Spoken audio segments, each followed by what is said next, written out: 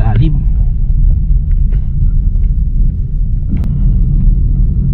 Lalim din ang Del Gallego. Ito yung kulay dilaw, kulay ito na yung malalang lubak. Good day po sa inyo. Welcome back sa aking munting channel. Tayo ay muling magbabalik sa pagbablog at ngayon ay kasalukuyang nasa Bicol ulit tayo. Medyo matagal-tagal nung huli nating upload. I think mag-isang taon na din yung huli kong upload dito sa YouTube. Meron lang akong ipapakita sa inyo mga buddy kasi nitong mga huli naming uwi ng Bicol, napansin ko na medyo maayos na yung kalsada, hindi siya ganoon kalubak. Bali solo driving ulit pala ako nito, gawa nung naiwan si Mrs. dun sa Bicol, gawa ng nakalip siya. Ako ay babalik na sa aking trabaho. Talagang malaki yung pinagbago ng kalsada kasi dati kapag nalulubak kami, lalo yung sasakyan ko, gamit ko Wigo lang. Pag nalulubak, sobrang ramdam ko yung tagtag ng sasakyan at saka parang masisira yung pinakapang ilalim ko. Habang binabaybay natin tong kalsada, itong kahabaan ng Maharlika Highway, ito mula dito sa may Iriga hanggang doon sa may Sipokot. Napakaganda ng mga kalsada. Bali chill ride lang pala tayo dito kasi ako lang mag-isa. At saka ang patakbo ko ay 60 to 70 lang.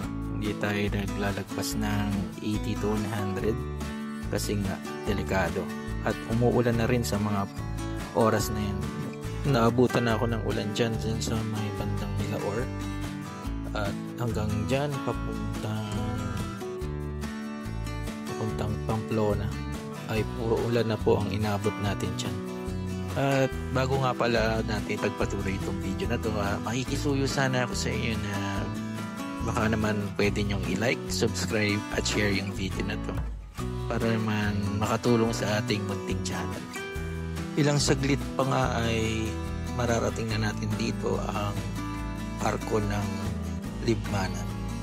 Itong part na to pala ay dati ring sira-sira, pero kahit pa paano nadadaanan na kahit isang part lang. At bago tayo magpatuloy nga pala ay mag-stop over muna pala ako dito kasi kailangan na nating mag-CR. Sobrang sakit na rin kasi ng pantog ko ng mga oras na yan, kaya kailangan ko na talaga mag-CR. At sa pagpapatuloy ng ating biyahe ay kakaliwa na tayo dito sa may papuntang Ragay kasi mas malapit dito pag pupunta ka ng Manila. Pero pwede rin doon sa kabila sa may Camarines Norte. Kaso nga lang, mas malayo nga lang iikutin mo. Dito sa parte nito ng Maharlika Highway, dito yung masyadong maraming stiff na mga lubak. Lalo na yung mga mabababaw lang pero ramdam mo, dinig na dinig mo sa ilalim ng yung sasakyan. At ito nga, binibilisan ko na yung video kasi puro ganyan lang naman yung mga makikita ninyo. Para mapunta tayo dun sa pinaka-portion ng mga lubak na kalsada. I think itong parteng to ay bandang Lupi o Ragay pa. Hindi ako sigurado kasi mahirap naman natin malaman kung saan parte na yan eh. Pero bus yan. Tama doon. Ang titigas ng lubak. So yun, mali pala yung sinabi ko kanina, no? Sabi ko Ragay. Marami ding lubak. So yung banda dito,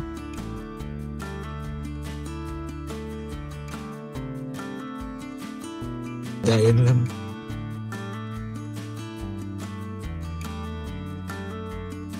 lalim.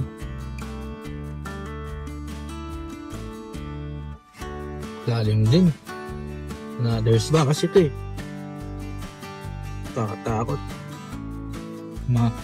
Magandang view din siyang pinapakita sa atin.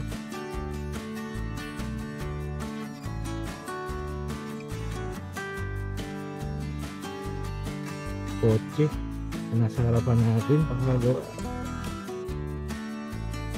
Ayun nga, no, nakita nyo yung video natin na ayun yung parte na yun na yung may lubak. Pero meron pa dito sa may bandang ulan. Makikita nyo, pakita ko sa inyo. Probinsya. Yung mga ganitong view.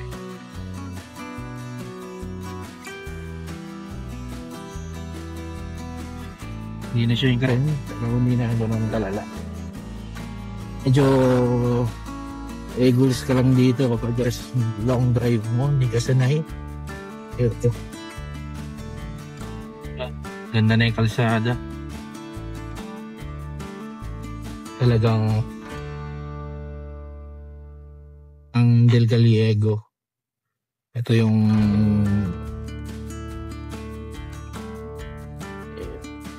ilang linggo na lang madadaanan na yan.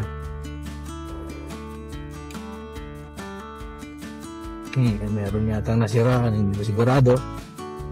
Na mga signages, kulay dilaw yung kulay tuna eh. Yung malalang lubak.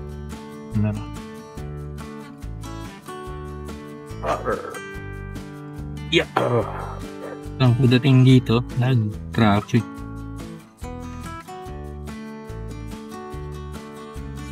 Kasi yan, ginagawa.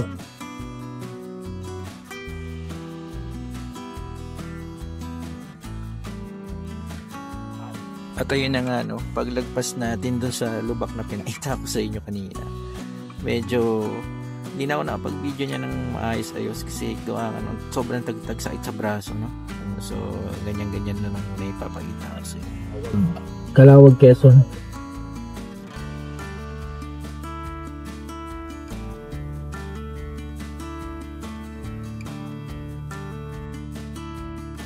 So, yun nga guys, kakaliwa na tayo dito.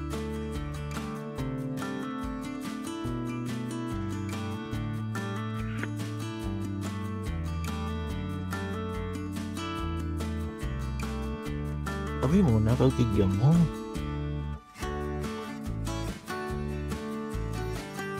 Sigurado, marami na yan.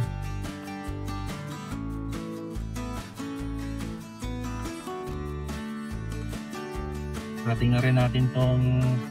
At ayun na nga, no, malapit na tayo kasi halos nangangalahati na tayo dyan kasi narating na natin yung arc ng Bicolan dyan. Pero malayo pa yan kasi kami Valenzuela.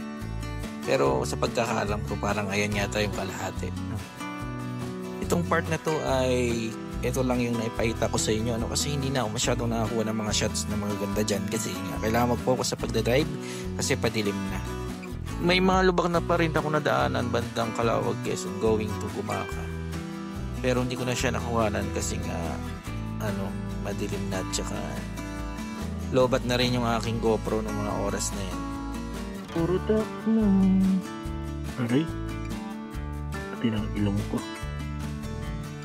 Lapit na. Siguro maalauna. Hindi na tayo. So yun. Kami ng lubak. Di na ako nakapag-video, no? Kumain muna ako ng Jollibee pa ng oras para makauwi agad. Lapit na. Nakasampa na tayo ng expressway. CSM Santo Tomas. Guys, konting-konti na lang, lapit na. At ngayon nga ay papasok na tayo ng SLEX, no? Maraming salamat po sa nanood sa aking video. Please like, share, and subscribe. Maraming salamat po and have a great day. Bye-bye!